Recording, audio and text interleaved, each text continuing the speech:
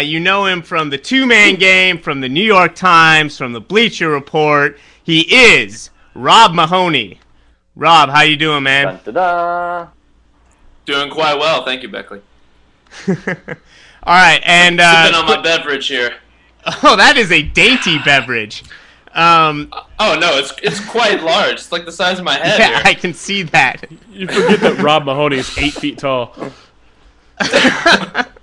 That's a 45-ounce beverage. Oh yeah. That All beverage right, is the quick size plug of a for 5-year-old. Rob. He's working away over at Bleacher Report. The blog is called Court Vision. Bookmark it, read it every day. Always good stuff. Ethan's there too, and with Holly McKenzie and occasionally Bethlehem Scholes.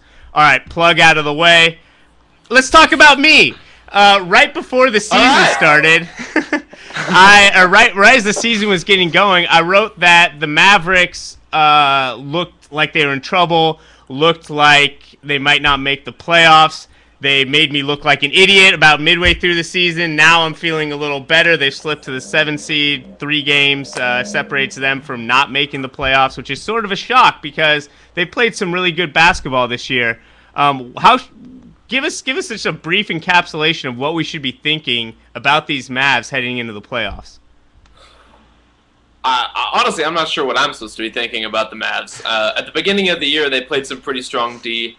In the middle of the year, they kind of rediscovered their offense for a minute, and now it kind of seems like they've lost both. I don't know how that's possible exactly, considering where this team was a year ago, but at the same time, I mean, the numbers speak for themselves. The offense is a complete mess, and it shows up now and again where, Dirk can save the game here and there, and, Jason Terry will have a big game now and again. Sean Marion can set up on the block on occasion, but I think the offense is in big, big trouble, especially if the Mavs play the Lakers. In the playoffs. The Thunder, I think, are a more interesting matchup possibility, but Dallas they're not in a good spot right now. But, I think Tom made this point, Tom Havenstrom made this point on Twitter a little while ago, that in the playoffs it seems like pretty much every team just resets. And so there's not much of a momentum carried from the end of the regular season into the postseason. So knowing what we know about these Mavs based on last year's team and some of what we've seen this year, I think there's reason to believe they could put up a fight, if nothing else. Yeah, Delonte West and Vince Carter are gonna have to be big to any push they make. They're 2 new players with the Mavs, a little more athletic, and can shoot the 3. You would think they would fit very nicely. Can you talk about how they fit in with the team and who should we be looking at as why this isn't working out? Is it Roddy Beaubois? Is it Jason Kidd being hurt? Honestly, I think a lot of it is Jason Kidd. I mean, just some natural regression from him due to age. Some of it was he had a really shaky jump shot earlier in the season that hurt him a lot. Jason Terry's been even a little bit more inconsistent than usual.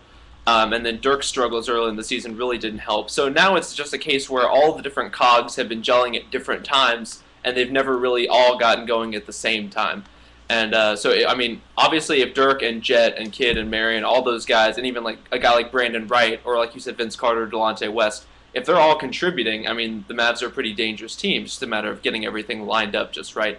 I think one of the interesting things about Vince Carter is that Rick Carlisle has been using him a lot as a small forward now that Lamar Odom is kind of officially off the team. And he's been closing a lot of games for the Mavs just because they need another guy to space the floor. And Delonte West, I think, is going to be really, really crucial for perimeter defense no matter who the Mavs play, whether he's matching him against Ramon Sessions or Russell Westbrook. And so both of those guys should be pretty damn near indispensable come playoff time. Sure. Okay. Is Dirk ready? Does Dirk? I mean, what is missing? Because sometimes, I mean, he's got one of these games, right? That it's not like he's lacking explosiveness, but it just doesn't look quite right. How would you describe Dirk's game going into the playoffs? I think he's looking a lot better, honestly. He definitely early in the season it was just a disaster. He was like Jason Smith, just running pick and pop stuff most of the time. Just really wasn't making an impact on the offense whatsoever. Now he's doing more setting up on the block, setting up from the elbow, like we're accustomed to seeing him do. But I think he's maybe deferring a little bit too much, and some of that's by design, just trying to get Jet and Kidd and Marion and everybody else going. So I mean, in the playoffs, we've seen the Mavs really shift their approach with Dirk a lot from the regular season to the postseason, just in terms of their usage. I mean, and the Thunder series last year was probably the best example of that. how when they find the matchup that they like with Dirk, they just go to it over and over and over, and they have maybe 5 or 6 different basic sets that they use to get him open, and they'll just exploit the hell out of those if they like his matchup. Hey, Rob. I'm going to transition to a team that your Mavericks actually bounced from the playoffs last year, and that is the Lakers. I saw them on Friday against the Spurs, and it's always been a bugaboo, as I'll put it, the high screen defense, that pick and roll defense, and they were just getting shredded. They were just getting shredded by Tony Parker.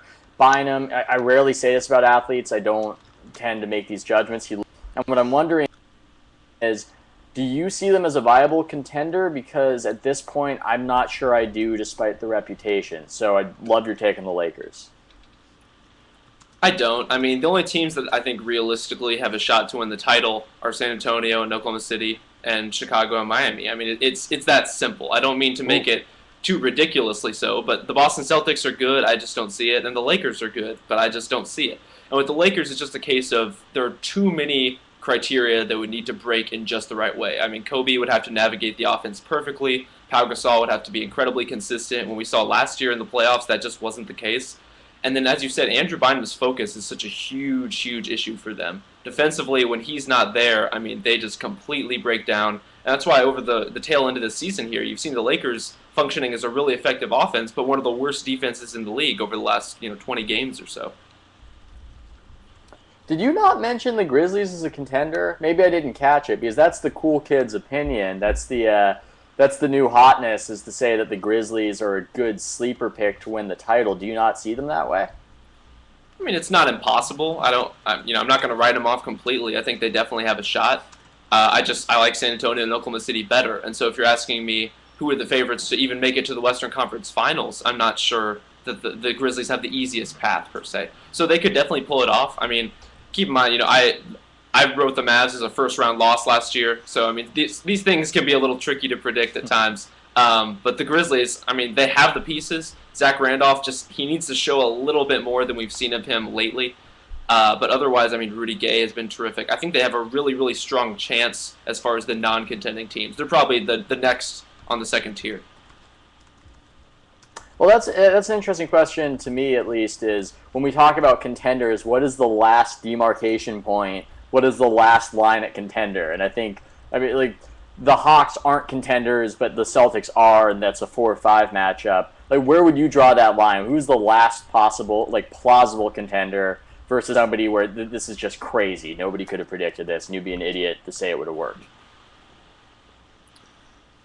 It's tough to say. I mean, like we said, those teams we've mentioned, I think, all have a shot, albeit a slim one. Teams like the Grizzlies, teams like the Lakers and the Celtics. I mean, I think they have a shot of making some noise and potentially making a run if everything kind of turned out just the way they needed it to.